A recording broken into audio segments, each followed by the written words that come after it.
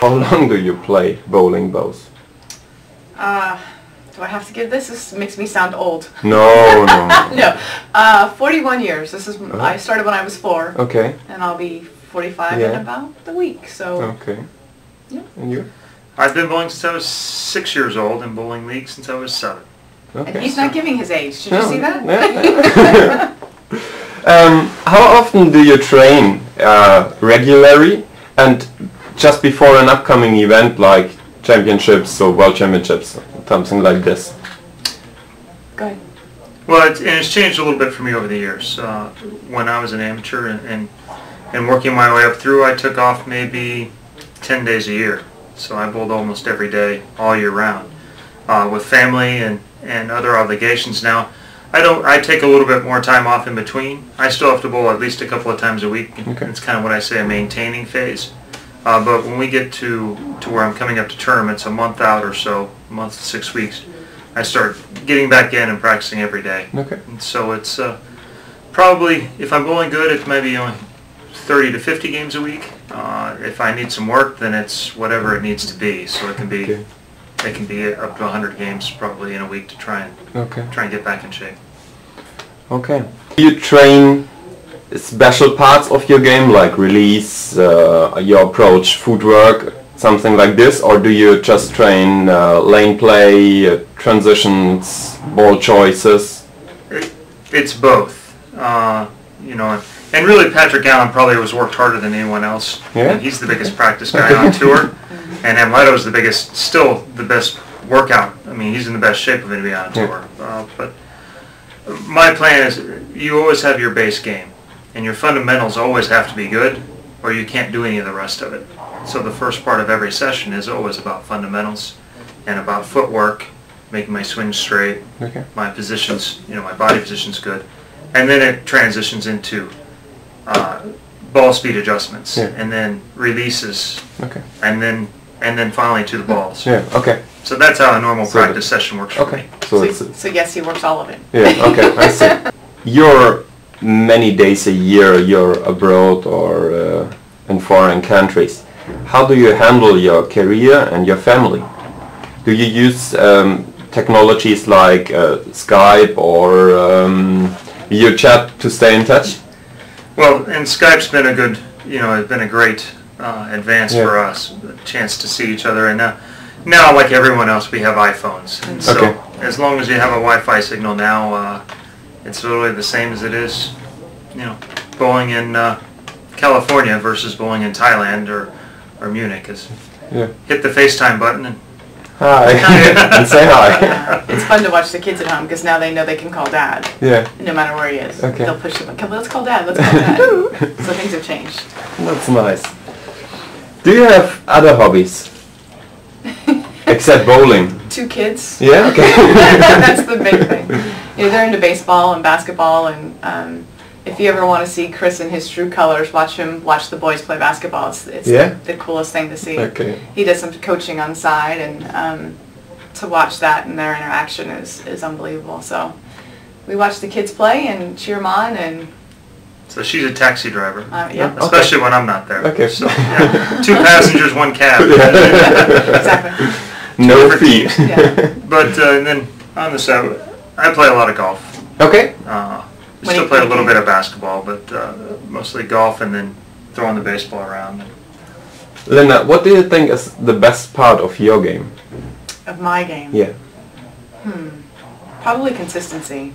I feel like I hit my target more than most people. And just being able to repeat shots. And it's very low maintenance for me right now. I've worked enough years to where I can be gone for a little bit and be with the kids and do what I need to do, and then go practice a couple days in a row and get back into it, be competitive. Thank you. She won't say it, but she's always been really accurate. I mean, she won world titles when she was throwing very straight, and now she's learned a lot more versatility about how to play lanes, and so now she's accurate, but she also is a great shot maker, and she can do many things. So that's become. That's so nice. That's why she's made 5 or 6 U.S. Open shows in a row. You know, that's from hanging around with him. And learning this, and this, and this, and you know, how this. What is the best part of your game? Mine is probably, I think I'm a good shot maker, but lots of people are good shot makers on the tour. And so my advantage now has become more about strategies and lane play and versatility. Okay. And the same thing for him. The most amazing thing about him is he doesn't have an A, B, C game. He has all A games. Yeah. So he just matches up to whatever the lane says. He doesn't stare. A lot of us put ourselves in a box of I throw it like this. He doesn't do that. He matches up to the puzzle that the lane gives him. Do you have a secret tip for normal or regular bowlers how they could easily make a better game or make better shots? Did you say easily? You said easily, didn't you? Yeah. And this is just my opinion, but bowling is a sport, so it doesn't. And if you're athletic, it comes a little easier, but it's still practice and putting time in, and getting the knowledge that you can get from everybody around you, and just working hard. What do you think about the modern power players like Belmo or Oscu? And will they ever have the success of Walter Ray, Norm, or you? Do you think there is a possibility? Well, I think so. I think the easiest way to compare eras is probably back when Mark Roth was kind of the first real power player. Yeah.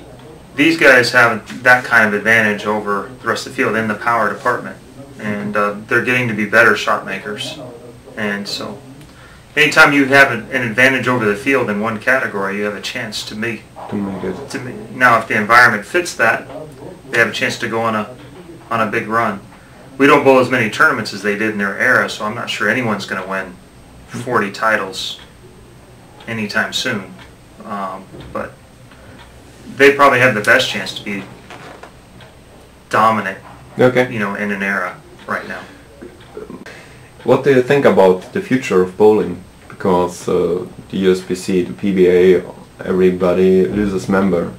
Do you think bowling is not dying, but struggling? There are certain segments that are struggling more than they were, but I think mostly in the U.S. it's a form of the time frame that they want a recreational league bowler to bowl.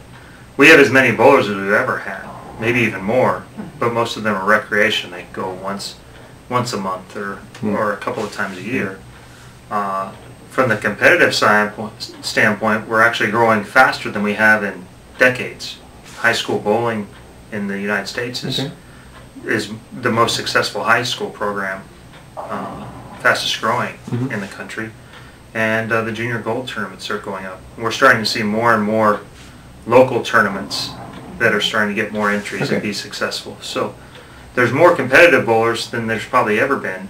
We are losing USBC members, but I think that's because proprietors are still asking bowlers to sign up for 35 weeks. The face of bowling is changing, but it's growing from the youth standpoint. The scholarships and the NCAA and all the high school programs that are developing, and the coaching that USBC is putting into their programs, I think we're going to see in the future, we're going to see it grow. It's just going to take some time. We do need to change the way we're doing our leagues because it doesn't fit society anymore. So I think you'll see the face of bowling change, but I think you're going to see it grow. And the international side is tremendous. The opportunities to go overseas and bowl and compete, and the level of competition has gotten stronger over the years. You have reached goals, you have gold medals, you have titles, you have won money, you have shot 300 televised. What are your goals? Yeah, it's very challenging from a woman's standpoint because there's not a lot in the States to bowl. We have 2 major tournaments a year and that's it. So from that standpoint, it's very tough. But I love to bowl. I love the challenge of matching up to a lane. So every time I go bowl, whether it's league, a Wednesday morning coffee breakers league, or coming to Vienna in Germany to play, I get geared up and I start thinking about it a couple months in advance to keep myself sharp and mentally ready to bowl and compete. And I think I'm going to keep doing that until my body tells me I can't. And I still have 3 major goals. I want to win the Masters, and that would give me all 4 majors. I'd like to get 20 titles on the PBA Tour, and I'd like to win 1 more Player of the Year. Okay. Where have you met each other? You tell the story, because you always say I get it wrong. No, you tell your version. We met in college. We met briefly. Didn't exactly hit it off because he made the moves on a girlfriend of mine, and she had a boyfriend at the time, and it didn't matter to him. He just thought he was all that. And then, see, that's why we should tell the story separately. And then we met again later through Team USA, and kind of got to be friends. And later on, after a couple of years, between significant others, as he puts it, we just hit it off, and things just worked. I did know from the minute that I met him, though. Okay. There was this little flutter of something, or stomach ache. I don't know what it was, but it was something good. The real version was I saw her, and then I flirted with her friend to make her jealous, and she still remembers it. So. How'd that work? Good work. See? It only took 5 years to get my attention the second time around. Okay. From my side, this was all.